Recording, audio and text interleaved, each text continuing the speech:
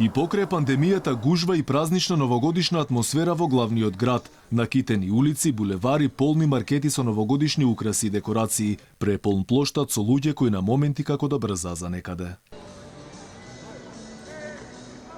Деновиве сите патишта водат кон плоштадот Македонија во Скопје. Детски джагор, родители со деца, но и случајни минувачи е главната слика на само еден ден пред новата година во центарот на градот. Во метрополата има луѓе од сите градови од внатрешноста. Плоштадот Македонија е украсен, но без некоја посебна празнична еуфорија.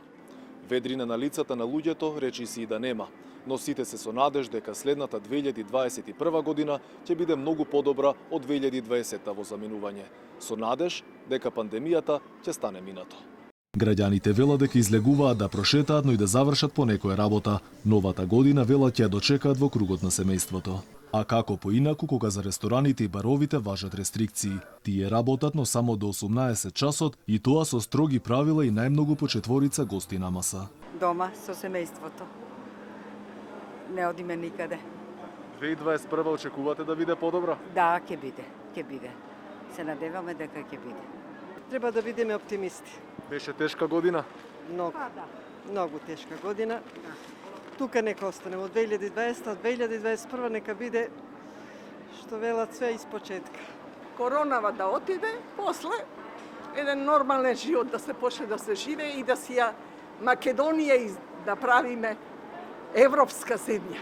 Раздвижено беше и во шопинг моловите. Од менаџментот на градскиот трговски центар за Алфа вела дека се чувствувала новогодишна еуфорија, но сепак била далеку од она од минатите години.